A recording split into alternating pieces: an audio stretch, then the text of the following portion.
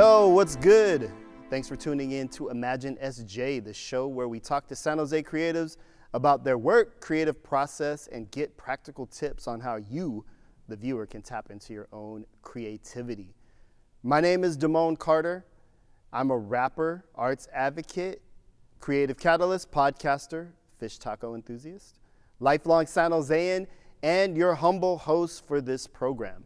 So let's get into it. Every episode, we will be talking to an amazing San Jose artist, and we are fortunate to be joined by one of my favorites today. Our next guest is an Emmy-nominated director, producer, and digital video editor. Her films have won numerous awards, screened at film festivals, and aired on public television throughout the United States. She is also an educator who has taught at Santa Clara University, UC Santa Cruz, San Francisco State, and Drexel University. Hemeyatea, long ago, ox, ime sha pire mur unsist sion. All the world was covered with water. Eagle was flying, and it was raining. He flew to the top of a mountain, and there Eagle sat, alone. I'm going to rest here a little, he said. And Eagle thought how to dry up the water in the world. Then Hummingbird, Eagle's nephew, flew to that mountaintop, as did Crow, Raven, and Hawk. Eagle told Hawk, "Go, take this feather from my head and plant it in the earth at the bottom of the water." When Hawk put the feather in the earth at the bottom of the water began to dry. "It is good that the world is dry," said Eagle. Then Eagle made people, many people, and they were there on the earth again. Eagle made the world again. He is our leader, our captain. Waksoma mak yechtom mishich kasirichom. It is because of Eagle that we are alive here today. There was many expeditions that led up to this expedition, but eventually the one which brought people to San Jose was the Juan Bautista de Anza expedition. I would like to welcome to this program my friend, Tricia Creason-Valencia. Tricia, how's it going? It's going well, Damone. Thank you for having me. Yeah, thanks for being on the program. So, as I mentioned in your illustrious bio, you are a filmmaker. When did that start? When did you first kind of get the bug for film? That's part one of the question. And part two, what were the seminal movies, TV shows that got you to want to do what you're doing now? Sure. So the bug for loving movies has always been a part of who I am. Mm-hmm. It was my favorite hobby. It was an activity that I did with my dad from forever. I can remember him like sneaking me into foreign films in Los Angeles when I was a kid, and I was maybe like 4 because I couldn't read yet.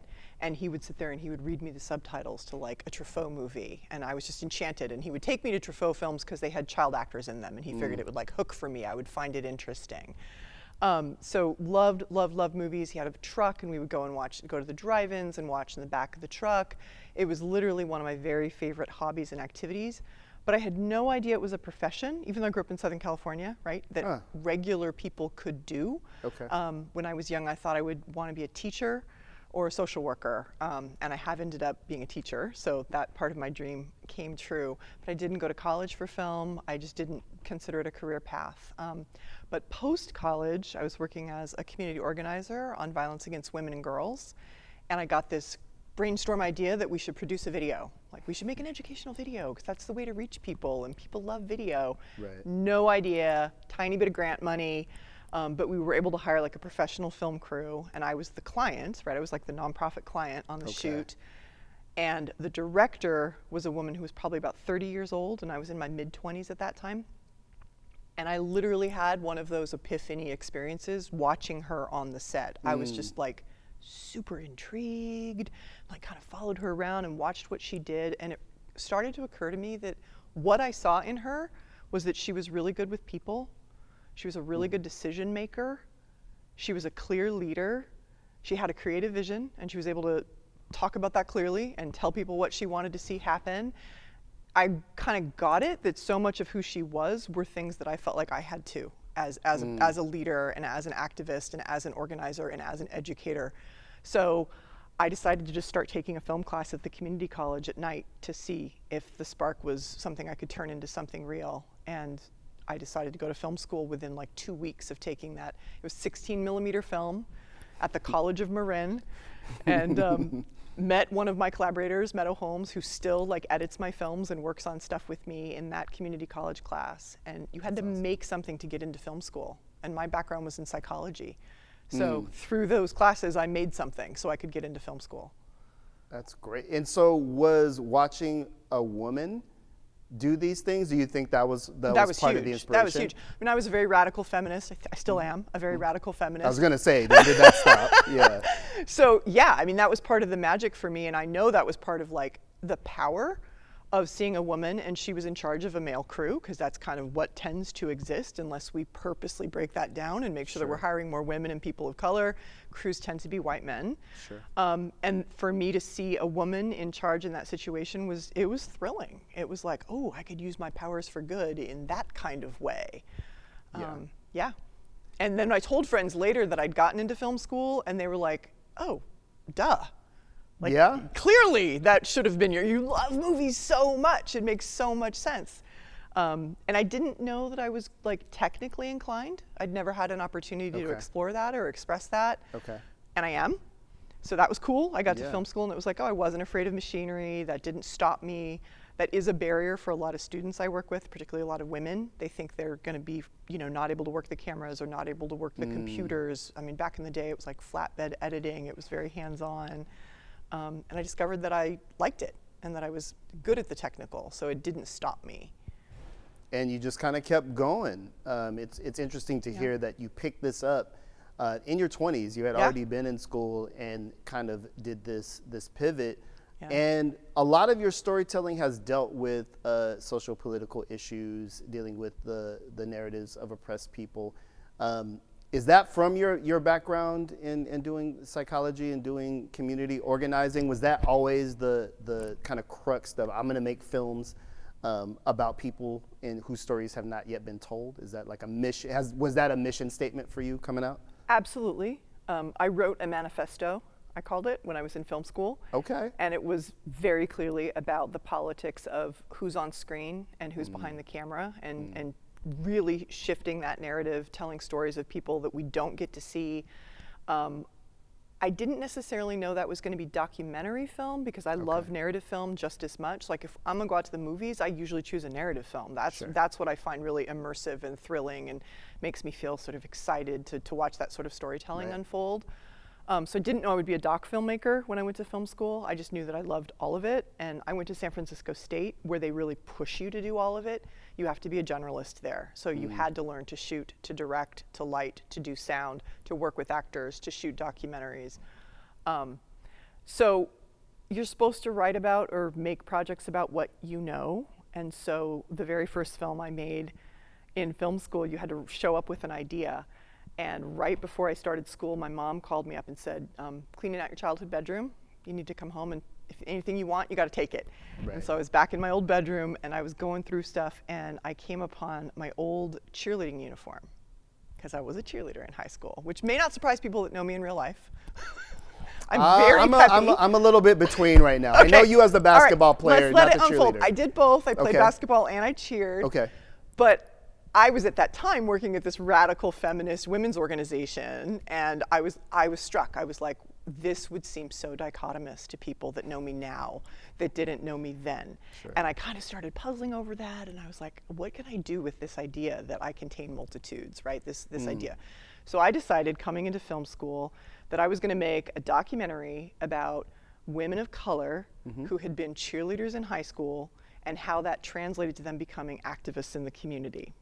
Oh, wow. So that was my vision. The cheerleader to activist pipeline that we talk about. And specifically women of color. And specifically women of color. Okay. Right? Okay. Right? So write about what you know, make about what you know. And I had been an activist in San Francisco for so many years, so I had a network of folks I could call on. I'd worked with senior citizens for a long time, so I asked a woman named Jerry, who was in her 70s, African-American, grew up in the South, had done all kinds of organizing with me with seniors. She was one of my characters.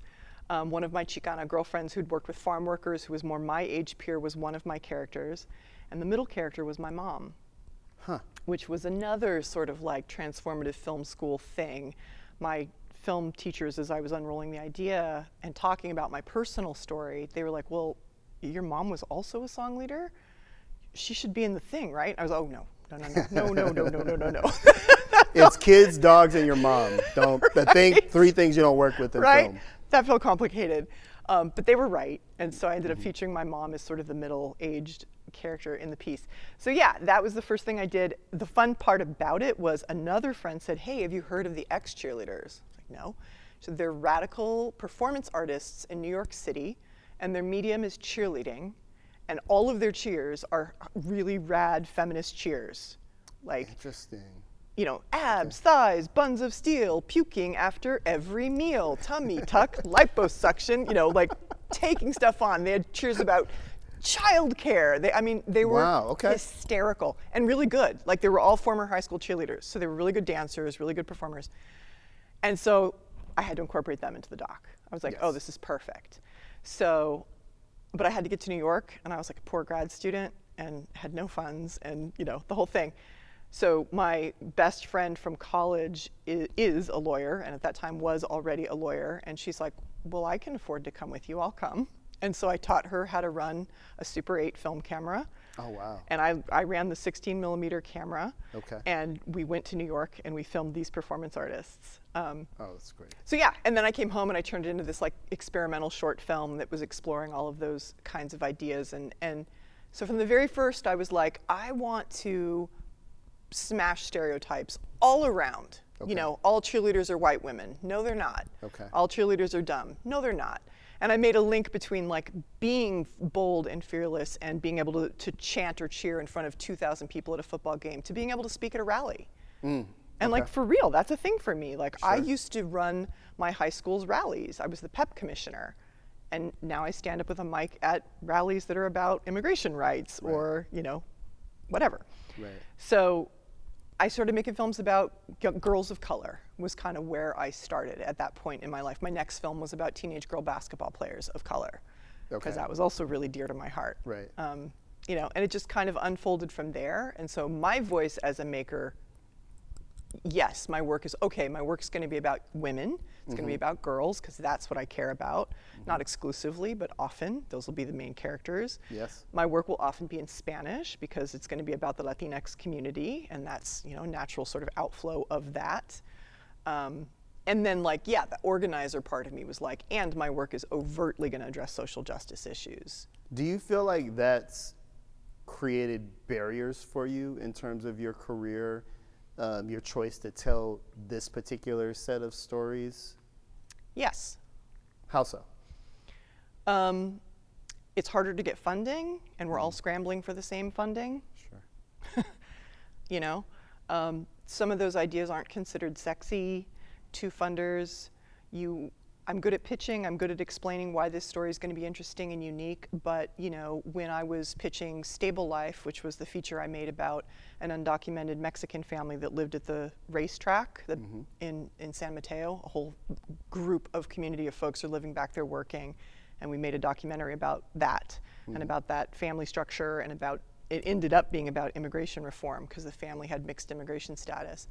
But I can't tell you how many conferences I went to, how many funders I pitched, and they were like, we've heard the immigration story. The immigration story. Right. Yeah, because there's one. So then you're like, no, this is unique because it's at a racetrack, and the son is a jockey, and the parents work in the stables. That actually is a unique story. Yeah. But like, any number of these thousands of stories we can tell are unique, because it's about human psychology, and it's about dynamics, and it's about pain and struggle, and the themes are universal. I just want to make sure that it's brown people whose stories are getting told, because that is going to have a more universal appeal to a broader spectrum of folks, and it meets this political desire of mine to make sure we get to tell our stories. Yes. Right? So yeah, that's made it harder. It makes it a little more niche. It's also made it infinitely more fun and more powerful for me, just personally. Like, as a director, I have the power to make sure my entire crew is women and people of color. And when people say, like, there aren't enough people who know how to do those jobs in art, yes, there are, and I'm gonna hire them, right? So there's a lot of pleasure in that for me too, like really breaking that down and providing opportunities, and it brings people who are probably pretty like-minded to collaborate with me, because it's a team sport to make movies. One of those being a collaboration with Opera Cultura called Mi Camino. Can you tell us a little bit about that? I can.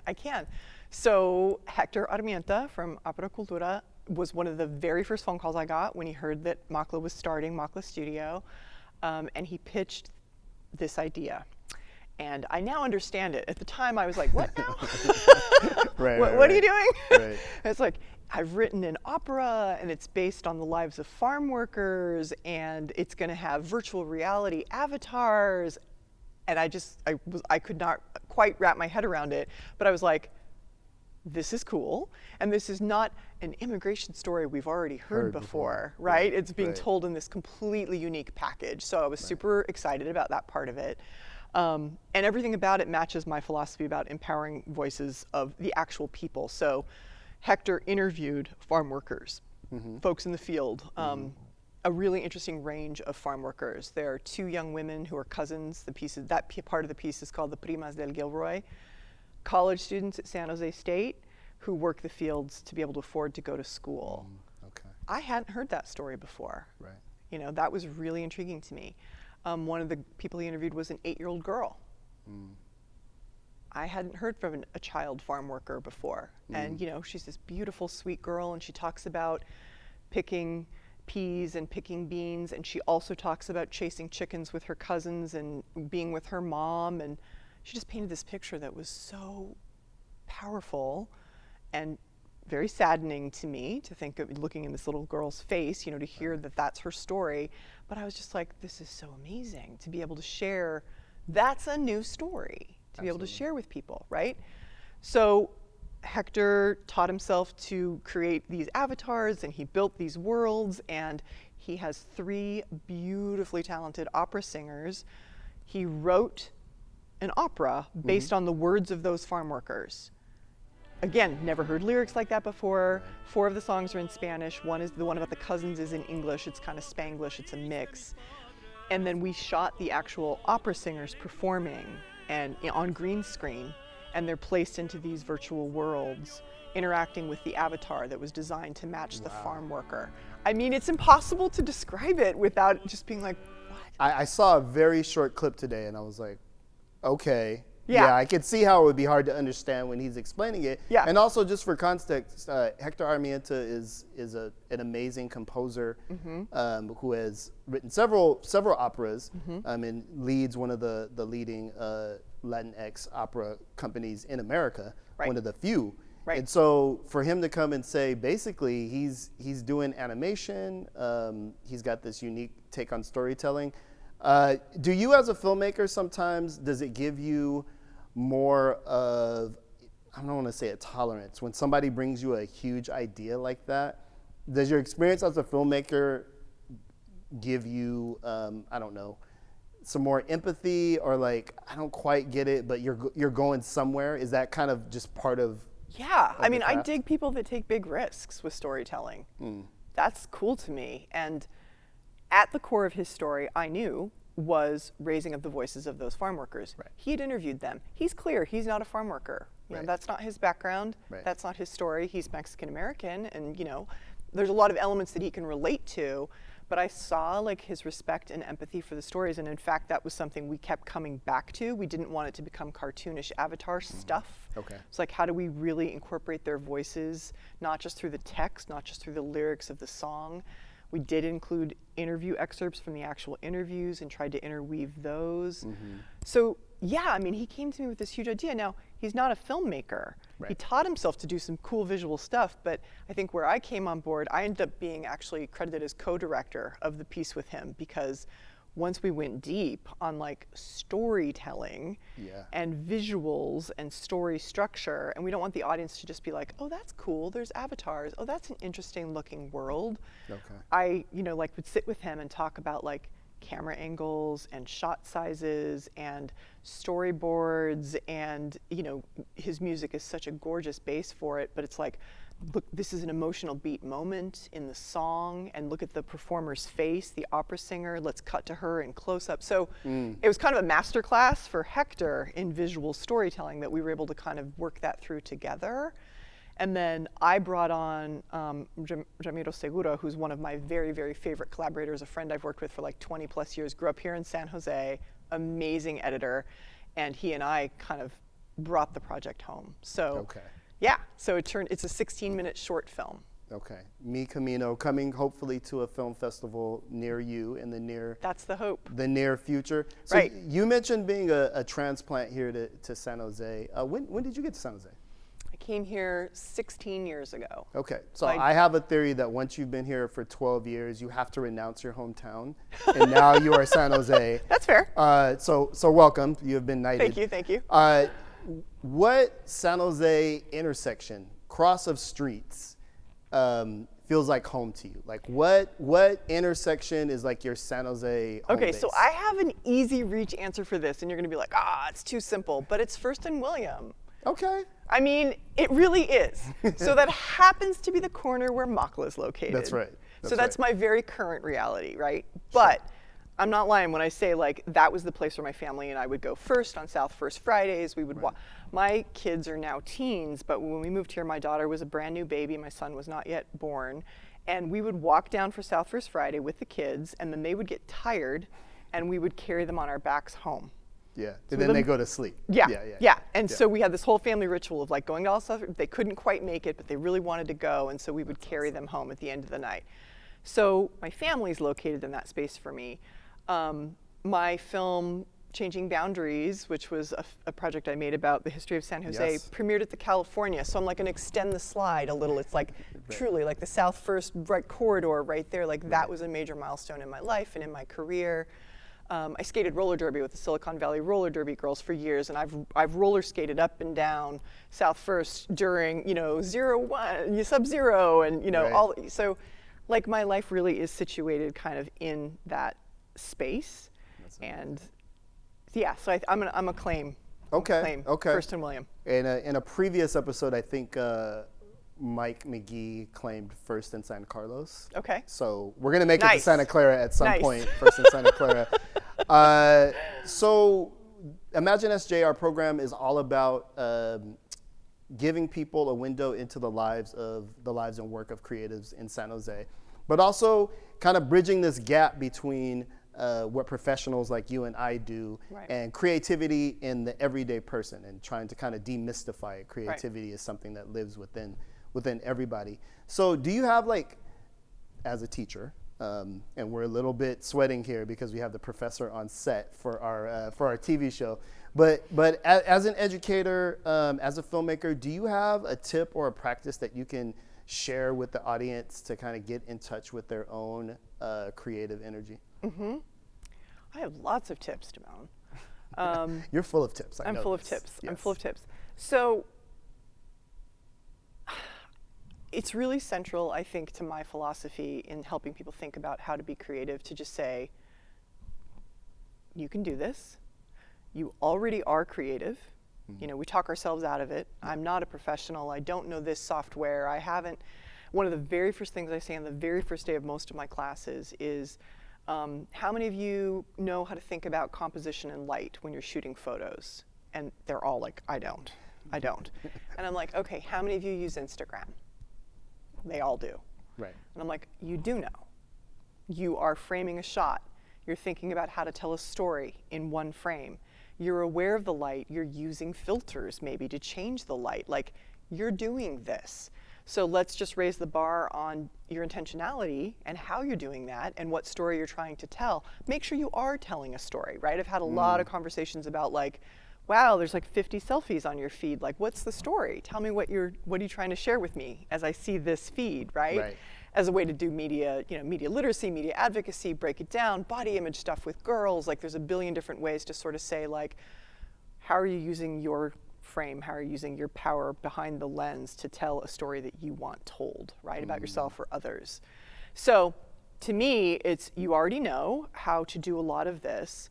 If you already shoot photos for your Instagram, like let's think about these ideas. Let's think about how are you using the frame. Let me teach you the rule of thirds and have you be thinking about composition, foreground, background. Think about who you're shooting. Things in your day-to-day life that you may not think are worthy of documentation are fascinating to me and to others. I want to see pictures of your abuela, right? I want to see the fabric of the skirt of your aunt at the quinceañera or whatever it is. Like, I love all those visual details. I love all those textures. So just start looking around and noticing what's in your environment and documenting it, right, with that eye. That's for like sort of visual photography type of stuff. A lot of folks have access now. We've got phones, cameras are cheap, but I'm always like, does that make us better at it? Right? I mean, I went to Not film, necessarily. Not necessarily. And I Right. went to film school where like it cost $100 to develop 3 minutes of film. It's crazy. Like I'd have to take it to the lab in San Francisco. They would come back. I'd have 3 minutes to work with because I'd paid $100. So nothing teaches you economy of shooting. Right. Like this is going to cost me a lot of money. And so I sometimes worry because folks just shoot and shoot and shoot and shoot and shoot, and they come back and they've got way too much material. And it's like they were overwhelmed. They weren't intentional when they shot it. How do we now begin to wade through and create a story, right? So I love that it's accessible. I love that it's less expensive, but still bring that eye, that curatorial, compositional, what story am I trying to tell? And then on the people side of it, the audio, the storytelling side of it, just listen, ask really good questions. Don't ask yes or no questions, right? I love to frame it. Ira Glass, who's like one of my storytelling heroes god from This of American storytelling, Life. yes. He's so good, and I've Yes. like read tons of stuff he's written, and I've watched him do interviews. And he and Alex Bloomberg, who I also like, talk about framing storytelling to people as tell me about a time when. Just that simple sort of phrase at the beginning. And it opens people up. And there's tons of iterations on that. You can say that in a variety of ways, but basically what you're saying is tell me a story, right? Don't make it simplistic. I don't want to hear the thing you say all the time or the easy answer. I want to hear a story about a time when. And then I work with my students or with the youth that I'm trying to help develop to tap into tell me about a time when you were really frightened, or tell me about a time when you were super hurt, or you were embarrassed, or like to try to shift that into like what is the emotional ground here, a time when you were angry. And then it gets like deeper and richer and harder and more complicated, and then that's when the stories for me like really interesting. And anyone can ask anyone that question or that series of questions, right? And I want you to ask the people around you because we probably haven't heard from them before on the radio or on television or on the screen. So let's start asking. Let's start capturing those stories, right? Yes. So you can do it. That's what I say. That's my tip. You're already doing it. I feel like you're hyping me up right now. I feel like this is very good advice as we move forward with this series. Tricia, want to thank you for coming on, for sharing your wisdom, and best of luck in all the projects that you have going. Thank you so much, Damone. I appreciate you having me.